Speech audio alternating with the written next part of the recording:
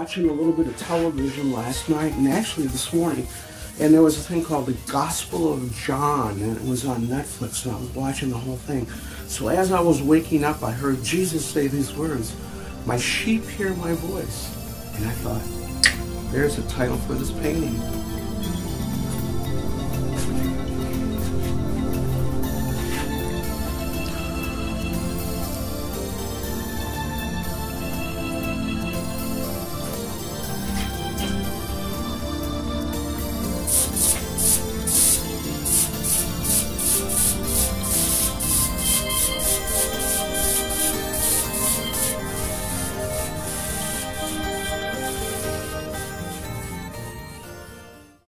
Back in the olden days, before Racine became a city, before Wisconsin became a state, there was a place called Wisdom's Residence.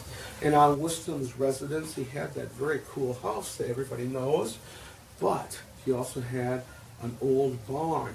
We're not too sure if it was a log barn, but from looking back at different things that were going on in the city at that time, yeah, it was a log barn.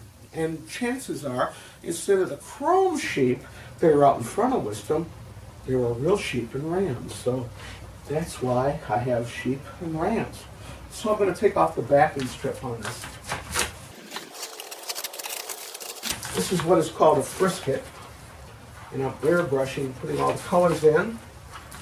I got to tell you that the subject that I used for this is a I think it was 1938 barn that was out on the 4 Mile Road. It was inside of it was a log cabin actually, inside of a barn.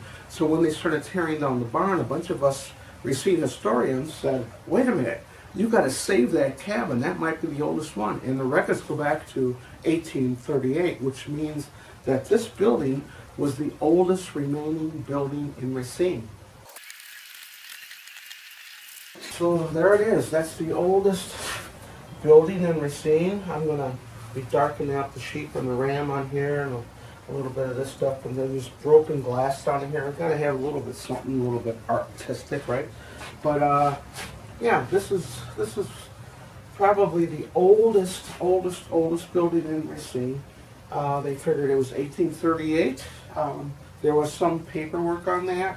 It was out on the 4 Mile Road, like I said. It was inside of a barn. It was an old log cabin. It was turned into some kind of a dairy farm probably for like 2 cows, 2 stalls in it. But I got in there before they tore it down. All the logs were numbered and taken down, and they're going to be restored. So it's not like it's a great loss, but it was because of people on Retro Racine and a couple other Facebook sites that saw this coming down and said, wait a minute, just don't throw those logs away. That's history. So that's where this is.